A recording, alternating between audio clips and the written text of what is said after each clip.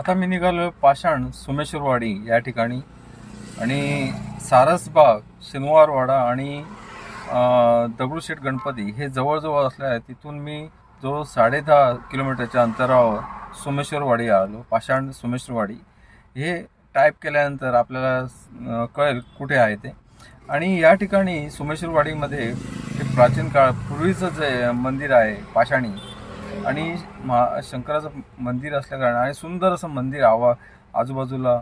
आणि या ठिकाणी याच्या बाजूला देवळाच्या या ठिकाणी जे आपले भारतामध्ये जेवढी मंदिरे आहेत त्याची एक रचना म्हणजे पूर्णपणे त्याच्यासारखी सेम टू सेम मंदिरे आहेत तिकडे जी दाखवलेली आहेत. उत्तर प्रदेश असो किंवा कुठची सगळीकडची जी पूर्वीची मंदिरे आहेत ती या ठिकाणी आहे ते बघता येईल.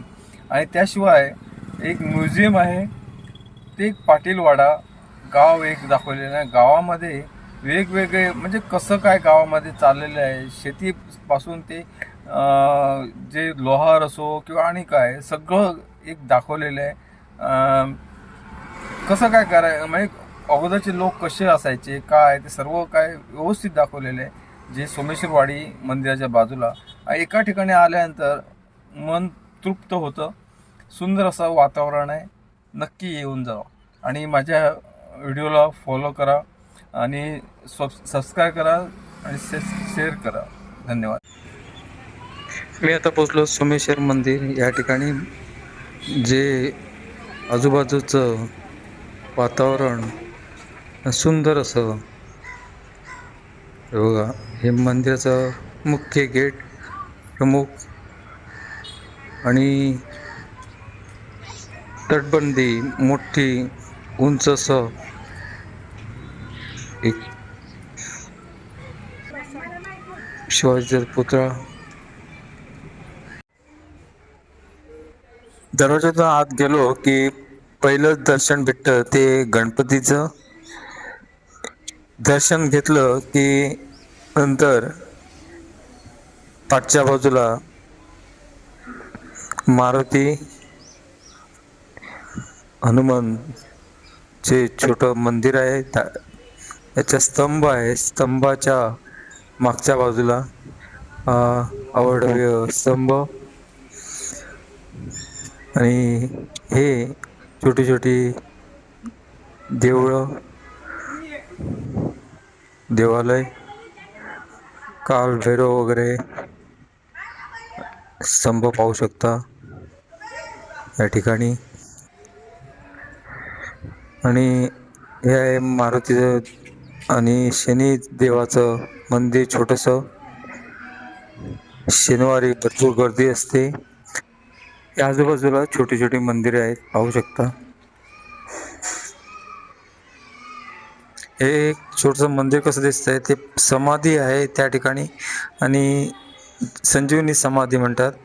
आणि या ठिकाणी आजूबाजूला जे आहे परिसर जो आहे त्या ठिकाणी आता शिवजयंतीला मोठ्या संख्येने लोक भरपूर प्रमाणात येतात. आणि जो बाजूचं परिसर हे स्टेप बाय स्टेप दिसतात तुम्हाला. त्या ठिकाणी लोक बसलेले असतात. मोठा उत्सव असतो. आणि वरच्या साईडला ते स्टॅब आहे त्याच्या वरच्या साईडला पूर्ण देशातून आपल्या भारत देशातील मंदिरं जे आहे ती त्या ठिकाणी दाखवलेली आहेत तशी. आणि त्याच्या बाजूला एक सुंदर असं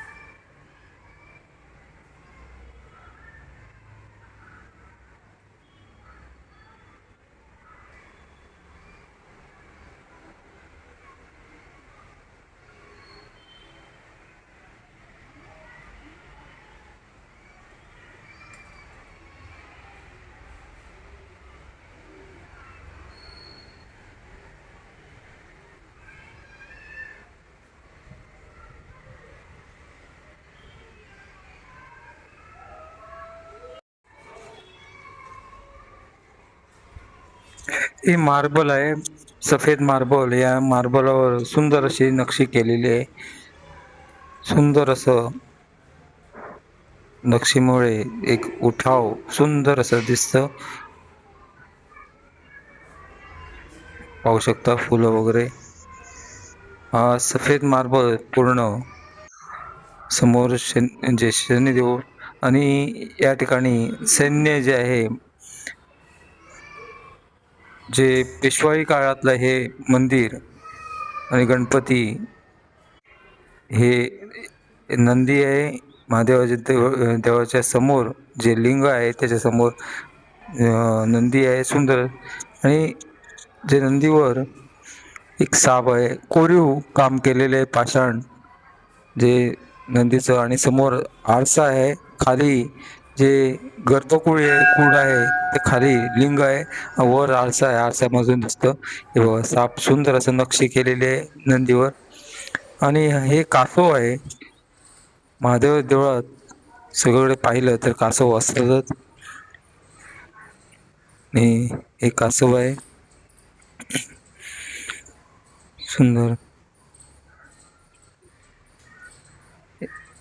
पाहू शकता नंदी महादेव देवाच्या समोर, लिंगाच्या समोर. खाली पाचाळ हे महादेवाचं लिंग आहे. गर्भकोळी तिकडे जायला भेटत नाही, हे लिंग. आणि पाहू शकता वर आरसा आहे, आरशामधून सुद्धा पाहू शकतो. सुंदर असं दरवाजा पण कोरीव पाषाणी. आणि या ठिकाणी पाषाणी सोमेश्वर वाडी असं म्हणतात. या ठिकाणी पाषाणी सोमेश्वर वाडी टाईप केला तर गणपती दरवाज्यावरती. आणि हे बाजूचं बाहेरच्या बाजूला लिंग जे आहे सुंदर असं पाहू शकता.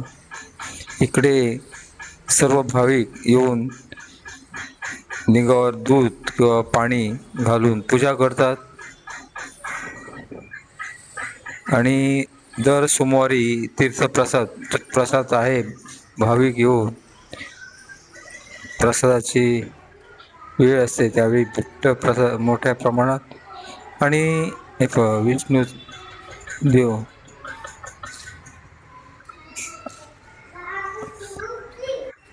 हे सुंदर असं कोरीव कालभैरवचं हे मंदिर, छोटस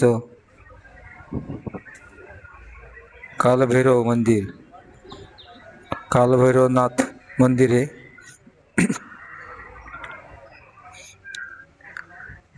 पाहू शकता. आणि हा आहे मागचा भाग जो देवळाच्या मागे आला तर हे तलाव आहे. जे पाषाणापासून पाषाण जे दगडी आहेत त्याच्यापासून एक तलाव तयार केलेला पूर्वी. हा मागचा भाग देवळाच्या. आणि ह्या देवळाच्या आवारात एक सुंदर असं जे मंदिर आपल्या देशात, भारत देशात जेवढी मंदिरं जुनी आहेत ती पण आहेत, जी म्हणजे केलेली मंदिरं तशा